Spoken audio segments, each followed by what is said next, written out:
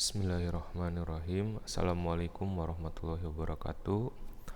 Selamat datang di video online materi praktikum pertama untuk praktikum pencelupan 2. Ya, di materi pertama ini saya akan bahas pengarahan sedikit mengenai proses pencelupan poliester dengan zat warna dispersi dengan metode carrier. Sistemnya adalah sistem X-House atau discontinue. Metode X-House atau continue dengan menggunakan carrier atau zat pengemban. Ya. Nah, ini adalah sistem yang umum dipakai untuk pencelupan bahan polyester dengan suhu 100 derajat Celcius. Ya. Jadi ini sistem perendaman ini atau sistem X-House ini, polyester itu bisa dicelup dengan zat warna dispersi pada suhu 100 derajat Celcius. Karena di suhu transisi di suhu 85 atau 80 kurang lebih sudah mulai suhu transisi gelasnya. Ya, sehingga di suhu 100 ini bisa dicelup. Nah, tapi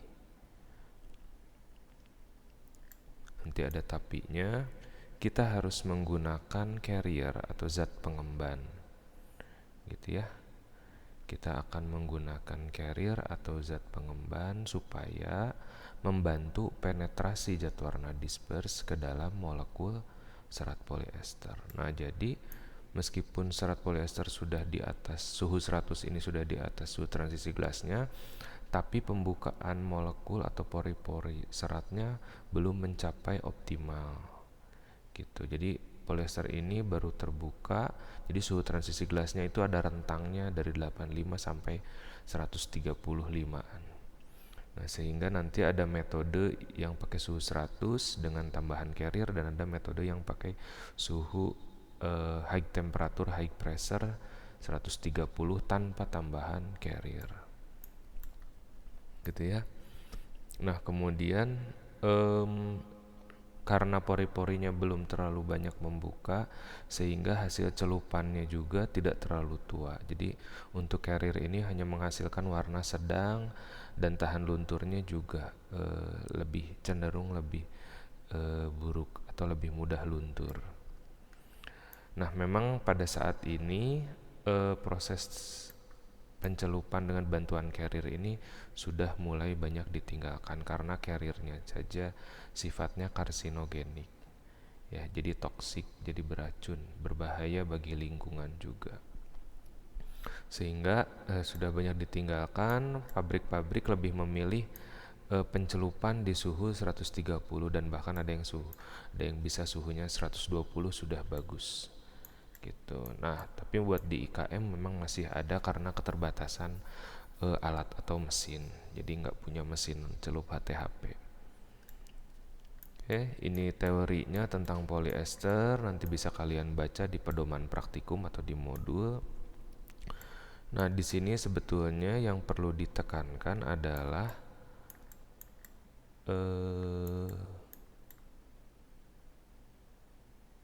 suhu transisi gelas malah tidak ada ya. Suhu transisi gelas perlu ditekankan karena itu adalah suhu mulai pori-pori polyesternya terbuka ya. Jadi rentangnya antara 80-an sampai 135 kurang lebih untuk polyester yang bahan tekstil. Jadi polyester yang dibuat sedemikian rupa untuk menjadi bahan tekstil, kurang lebih suhu transisi gelasnya di sekitar situ. Nah, kemudian yang perlu diperhatikan lagi terkait pencelupan adalah ini sifat kimianya. Jadi polyester ini lebih tahan terhadap asam lemah daripada alkali, gitu ya. Ini tahan oksidator dan lain-lain, sehingga nanti pencelupannya lebih baik di area pH sedikit asam sampai netral.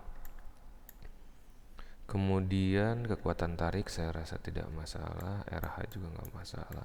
Ini harusnya jangan titik leleh ya, jadi harusnya suhu transisi gelas. Karena di pencelupan nggak ada pencelupan sampai 250 Ya, paling tinggi pencelupan di 200 atau 190, termosol itu pun hanya beberapa detik saja. Oke, kemudian zat warna dispersi yang terkenal nama dagangnya adalah foron dan palanil dan terasil. Ya, beberapa juga ada dispersor dan sumikaron. Jadi zat warna dispersi ini adalah sifatnya hidrofob sehingga kelarutannya sangat rendah. Untuk kromofornya ada golongan azo, ini azo. Kemudian ada golongan antrakuinon, ini antrakuinon. Ya, tanpa ada NH-nya. Gitu ya.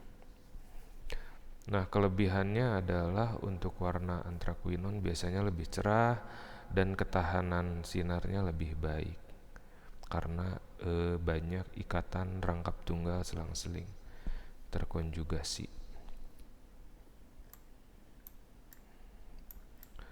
Nah, kemudian untuk yang lain ada golongan tiopen. Nah, untuk tipe-tipenya ini bisa kalian baca nanti. Nah, yang harus diperhatikan adalah ukuran molekul zat warna dispers jika terdispersi dengan baik jadi monomolekuler, ukurannya kurang lebih 0,5 mikron. Jadi relatif besar. Nah, tingkat kejenuhannya ini harusnya di sini nih, nggak sampai 200 mg. Tingkat kejenuhannya sangat kecil di dalam seratnya. Ini betul. Tingkat kejenuhan di dalam seratnya bisa sampai 200 mg per gram. Sangat besar dibandingkan zat warna yang larut. Ya. Nah, sifatnya pada umumnya bersifat non-ionik walaupun ada sedikit gugus. NH2 atau OH atau CO atau NHR gitu ya. Tapi relatif non-ionik. Nah, kelarutannya juga dalam air sangat kecil, ya ini betul. Kurang dari 30 mg. Biasanya 10 sampai 20. Bayangkan dalam 1 kg zat warna, kalau punya 1 kilo ya zat warna, yang larut di air hanya 30 mg-nya saja. Sisanya tidak larut, sehingga butuh pendispersi untuk memecah supaya molekul zat warnanya menjadi terdispersi atau terdistribusi monomolekuler gitu ya. Nah, zat pembantu tentunya saja yang untuk untuk suhu 100, zat pembantunya adalah carrier. Nah, ini nanti bisa dibaca bedanya carrier hidrofob dan hidrofil. Jadi ini fungsinya seperti surfaktan ya. Gitu. Nah, ini macam-macam carrier. Golongannya di sini banyakannya memang toksik sifatnya ya dan karsinogenik. Oke, pengaturan pH ini seperti yang sudah dijelaskan untuk mencegah kerusakan serat poliester, yaitu hidrolisis pada pH alkali. Jadi dijaga pH-nya maksimal netral. Kemudian zat pendispersi ini juga sama diberikan. Kemudian jika ada ion-ion sada, cuman relatif memang zat warna dispersi lebih tahan sada ya. Jadi tidak terlalu terganggu daripada zat-zat yang sifatnya zat warna yang sifatnya larut. Kemudian ikatan hidrogennya sedikit ya, hanya ada di ujung molekul polimer poliesternya saja. Yang paling banyak tentu saja ikatan hidrofobik berupa gaya-gaya fisika, bisa dispersi London, bisa van der Waals dan lain-lain. Nah, kemudian ini juga ada penghilangan sisa carrier dipanaskan pada suhu tinggi sehingga carriernya menguap. Cuman ini ada resiko juga zat warnanya migrasi ke permukaan yang sudah di dalam serat. Nah, kemudian diagram alirnya kurang lebih seperti ini. Untuk zat warna disperse yang ditambahkan daripada zat warna larut yang berbeda ada reduction cleaning atau reduction clearing biasanya, cuci reduksi atau disebut juga RC gitu. Ini untuk mereduksi zat warna yang tidak masuk ke dalam serat. Jadi yang nempel-nempel di permukaan nanti direduksi. Biasanya kalau konsentrasi zat warnanya lebih dari 2%, biasanya 2% atau lebih biasanya di reduction clearing di RC. Untuk persiapan larutan celup, kalau di skala lab karena ketelitian neracanya juga rendah, maka perlu dibuat larutan induk gitu ya.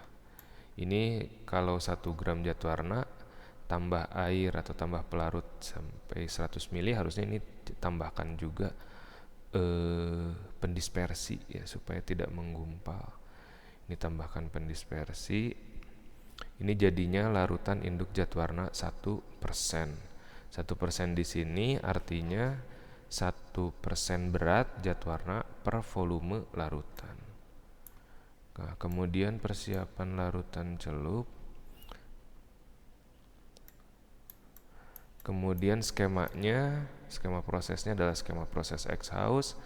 Di sini dimasukkan dulu asam asetat dan carrier, kemudian diaduk sampai homogen, kemudian dimasukkan baru zat warna, pendispersi dan kain. Atau biasanya setelah asam asetat dan carrier, zat warna dan pendispersi di sini di tengah-tengah 5 menit, baru terakhir masukkan kain. Kemudian dilakukan pemanasan. Nah, ini yang harus diperhatikan. Karena suhu transisi gelasnya dimulai di 75 atau 80, maka di 80 ke 100 seharusnya grafiknya agak landai. Ya, kecepatan pemanasannya lebih rendah. Karena kalau dicepatkan seperti ini nanti akan beresiko belang, terutama untuk warna-warna yang punya kroma tinggi. Itu jadi di sini boleh cepat sampai suhu 70 atau 75, dari 75 baru dilandaikan. Biar maksimal dari 80 lah. Nah, untuk resep pencelupannya silahkan dibaca. Waktunya kurang lebih pencelupan disperse 30 menit ya. 30 menit waktunya pencelupan disperse. Cuci reduksi 10 menit. Ini harusnya 30 menit ya yang ini. Suhunya 100. Kemudian fungsi zat silahkan dibaca juga. Ya, saya rasa untuk pencelupannya relatif mudah ya. Jadi tidak ada trik-trik, jadi cuman masukkan carrier di sini, kemudian dinaikkan suhu sampai 100, dijaga, kemudian turunkan. Nah, ini penurunannya. Di sini penurunan untuk menutup kembali pori-pori supaya zat warnanya tidak migrasi kembali ke larutan. Jadi ini penurunannya harus di bawah suhu transisi gelas poliesternya. Gitu. Kemudian RC juga sama, RC suhunya tidak boleh terlalu tinggi. Jadi pas di mulai suhu transisi gelasnya, 70 atau 75 lah. Sehingga yang tereduksi hanya di bagian permukaan saja. Kalau di suhu 100 RC-nya, pori-pori poliesternya membuka, nanti yang tereduksi yang bagian dalam juga bisa jadi ikut tereduksi. Gitu ya. Oke, saya rasa cukup. Fungsi zatnya silahkan kalian baca. Jangan lupa membuat laporan atau progress report. Nanti materi selanjutnya kita bahas untuk yang HTHP. Terima kasih.